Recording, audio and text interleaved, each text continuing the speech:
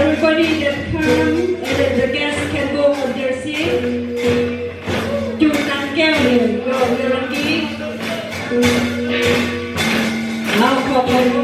โยมพี่น้องเลยทุกคน So I love Texas. How are we doing, Texas? Happy Come New Year. I'm so happy to see all of your smiling face. This is a special KNF New Year hosting by Irving, Texas Community. Oh. Mama jaga amanati ni Troy Sunday. Love.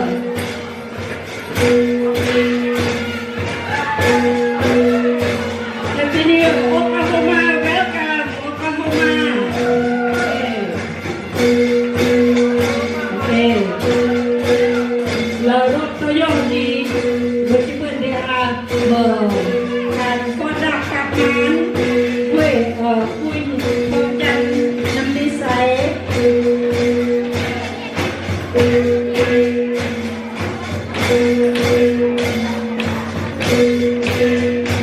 ขออันพวกนางแก้วได้เดินเล่นแถว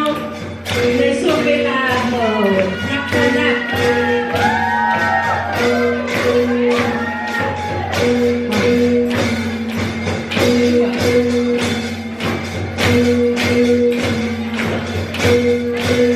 กี่เมื่อพิธีการต้อนรับกลับมาคือ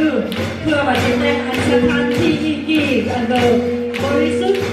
การที่จะเริ่มสโลปีนี้ขอไว้ใส่อวยพรโดยจำนวนระยะปีเมษปีรับเสิร์ฟแล้วกี่มาการต้อนรับกลับมาจากทางโครงการนำนิสัยซึ่งเพื่อนได้แต่งอันสถานที่กี่บริสุทธิ์การเสิร์ฟสโลปีนี้โอเค How are we doing, Texas? ขอใจ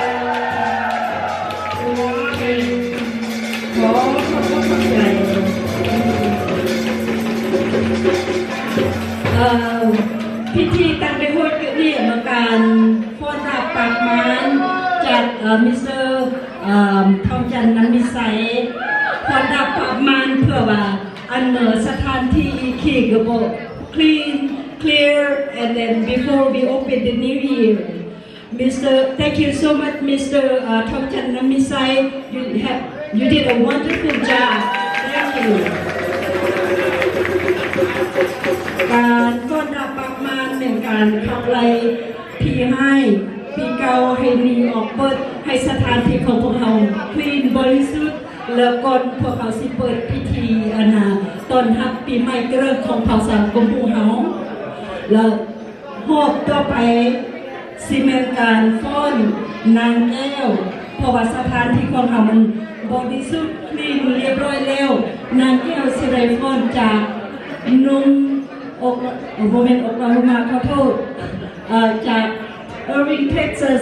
Community เตรียมพร้อมตัวยอกจะมาฟ้อนนางแก้วแล้วก็ดำด้วยหัวหน้าทิพย์บุญสลัดแล้วก็พร้อมด้วยนักฟ้อน So the next segment after the short dance so we cast this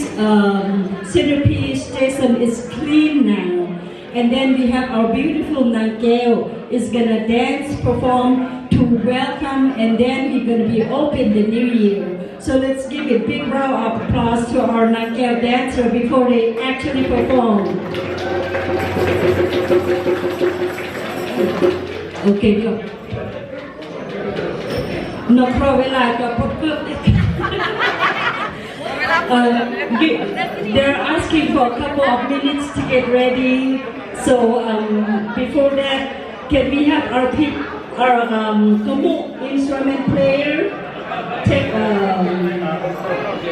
take your place การตั้งเทียนตำระบางขอขณะตั้งเทียนตำระบางนี่เป็นประจำที่เราก็จะมองหัวและการฟ้อนนางแก้วจากกมุสาวนุ่มจาก